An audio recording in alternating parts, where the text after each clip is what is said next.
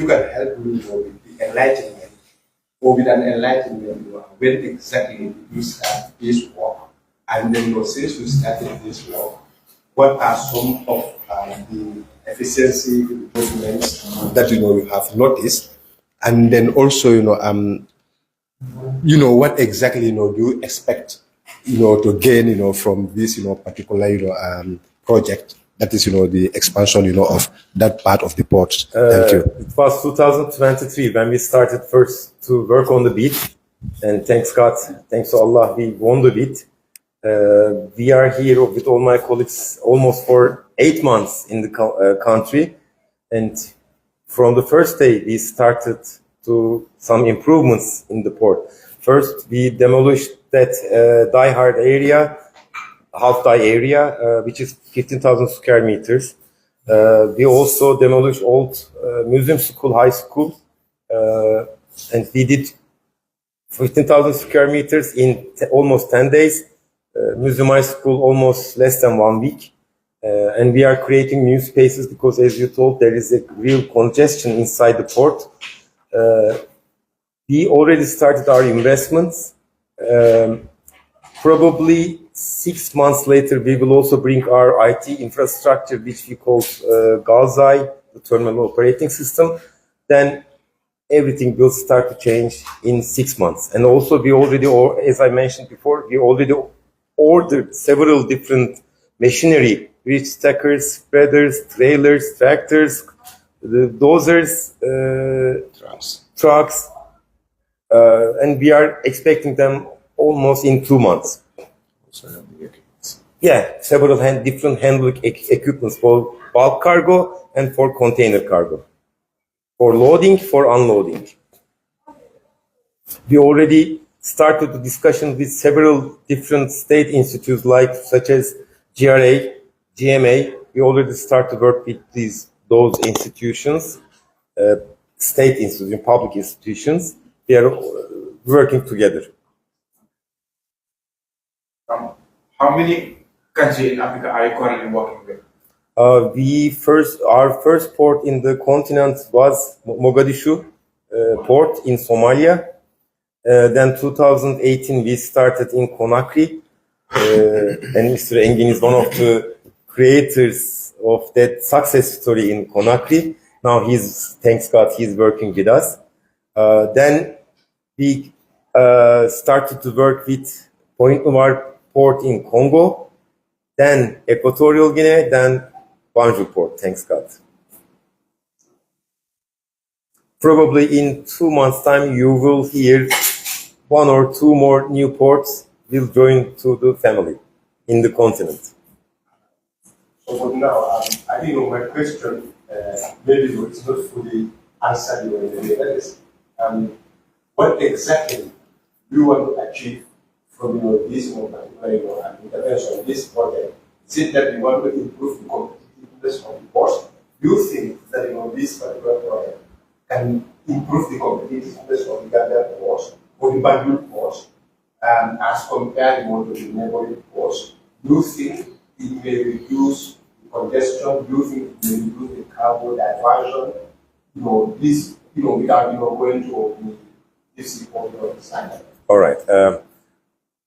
Again, I will thank to Mr. Engin because we didn't start, the effective day started yesterday. But as I told you, we are in the port just monitoring, just requesting something from the existing employees. And for example, last year in the same month, in January, the total number of the vessels handled inside the port was 8. Today, 8 days. Yeah, but today we handled 11. Again, with the increasing in the number of the vessels, Mr. Engin also increased the number of the discharge and loaded and unloaded container and tonnage of the bulk cargo. We already started the improvements before the effective date. And maybe you can imagine when we really started, in 6 months, you will see what we are talking about. Okay, I want to find out, and I want assurance from you. When the average Gambian had about the negotiations. When they had about the negotiation between government and Al-Barak, the average Gambian was concerned that the government is giving too much concession to Al-Barak, and Al-Barak stands to gain more than the government. For example, people are concerned what will happen to the employees, that Al-Barak will take all the monies now from the ports. What is Gambia going to get? Are there any safeguards so that the country will not lose? To hear from you directly, what assurance? As I mentioned, we decided to negotiate with the government in 2023. Okay. Since that day, all advocates from GPA and the government side and our advocates are working on the each item of the concession agreement. Yes, you are right. 20% will belong to the government and the port authority of GPA, I mean, and the 80% will stay in Al Bayrak site. But the new company is a merged company, and that's why we didn't prefer to say it Al Bayrak. We decided to use Al Port instead of Al Bayrak. And some amount of the revenues will directly go for the investment account for Sangam Deep Sea Port. Everything will stay in the country. Of course, we are here to increase the revenue, the productivity. And when the productivity raised up, everybody will earn in the country. Today we are starting with 1,000 people coming from GPA. Probably in 2 years' time, you will see 2,000 people around. And why? Because we are here for the people of the nation of the Gambia, to be honest.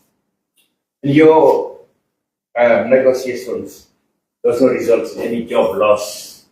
According to concession agreement, all personnel who will be transferred to Alport will keep all their rights, all their salaries, all their pension schemes, whatever their condition is. And one more example, I would like to give one more example from Port of Conakry. The average salary when we started was around between 300 and 400 US dollars. Today, the average salary in Conakry port is between 800 and 900. When we started in Conakry, there were only 300 people came from the authority. Today, we are working with 1,400 people in the port of Conakry. So, I can give you several examples from the other ports we are operating in the continent. And probably we learned more and we will do the better, and we are planning to do the best in the Gambia. We also have so many shipping and logistics experts of the Gambia that are working globally outside the Gambia. Do you have any intention to collaborate with those people in terms of promoting these ports? There are several stakeholders working in the port. Shipliners are one of them. For a period of time, we will keep all stakeholders. We will do nothing